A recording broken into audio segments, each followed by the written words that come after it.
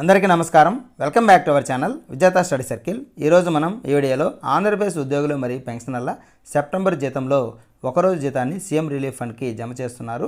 దీనికి సంబంధించి ఎవరెవరు వర్తిస్తుంది, ఇష్టం లేకపోతే ఇవ్వనవసరం లేదా, అందరూ ఖచ్చితంగా ఇవ్వాలనే సంబంధించి పూర్తి సమాచారాన్ని మనం జీఓఎంఎస్ నెంబర్ 91లో ఉన్నటువంటి వివరాలను మనం సారాంశం తెలుగులో సౌకర్యంగా చూద్దాం. అంతకంటే ముందుగా మన ఛానల్లో ఉద్యోగులు మరియు పెన్షన్లకు సంబంధించిన జీతాలు, పెన్షన్లు, డిఏలు, పిఆర్సీ, సర్వీస్ మ్యారేజ్ సంబంధించిన ప్రతి అంశాన్ని వివరిస్తూ విశ్లేషణ చేస్తూ 100% ఖచ్చితమైన తాజా సమాచారంతో వీడియో చేయడం జరుగుతుంది.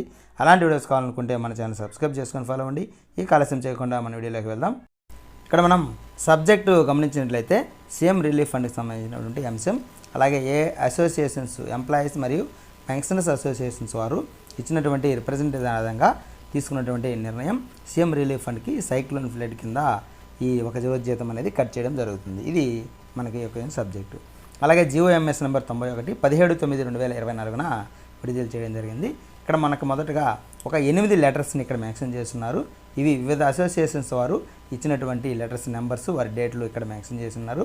ఏపీజేఏసీ సెక్రటరియట్ కానీ, ఏపీజేఏసీ అమరావతి కానీ, ఈ విధంగా గజిటెడ్ ఆఫీసర్స్, ఈ విధంగా 8 రకాల అసోసియేషన్స్ వారు ఇచ్చున్నారు.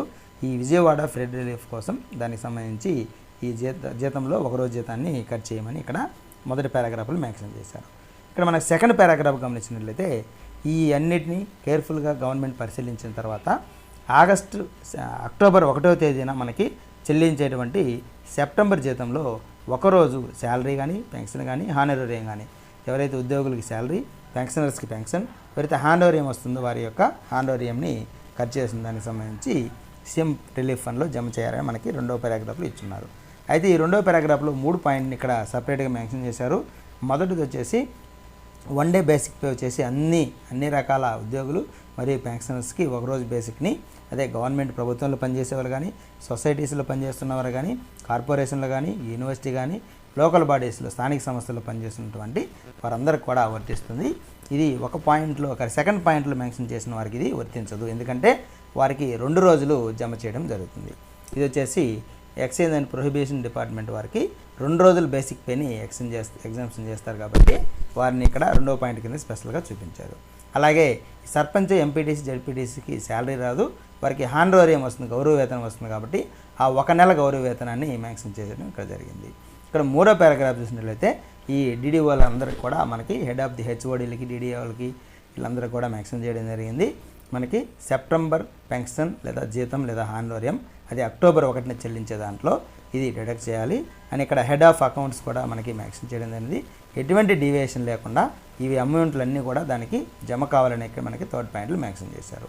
ఇక్కడ మన 4th పాయింట్ చాలా ఇంపార్టెంట్ పాయింట్. చాలామంది అడుగుతున్నారు, ఖచ్చితంగా మాకు చాలా తక్కువ పెన్షన్ వస్తుంది లేదా తక్కువ జీతం వస్తుంది, ఇందులో మేము ఒక రోజు పెన్షన్ ఇస్తే మాకు ఇబ్బందిగా ఉంది కొంతమంది, లేదా కొంతమంది నేను ఏరే రూపంలో వారికి సహాయం చేస్తున్నాను కాబట్టి నాకు ఇది ఎక్స్క్లూజ్ కావాలని చెప్పి అడుగుతున్నారు.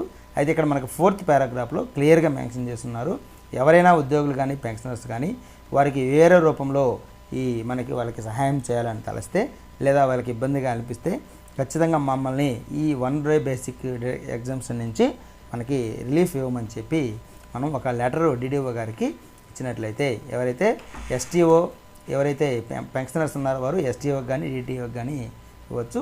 మిగిలిన ఉద్యోగులందరూ డీడీఓకి ఇచ్చేసి మమ్మల్ని ఇది నుంచి మినహాయించమంటే ఖచ్చితంగా మినహాయించడం జరుగుతుంది. అలాగే ఈ విధంగా ఇంకా కొన్ని సూచనలు డైరెక్టర్ ఆఫ్ ట్రెజరీస్ వారికి, వీళ్ళందరికీ కూడా, డీడీఓస్కి వీళ్ళందరికీ కూడా కొన్ని 5, 6, 7 పాయింట్లో మెన్షన్ చేస్తున్నారు.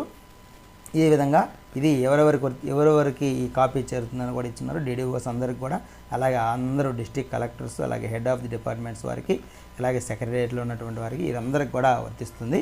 ఇది వాళ్ళకి మనకి ఈ సమాచారాన్ని తెలియజేస్తూ ఇక్కడ మెన్షన్ చేస్తున్నారు.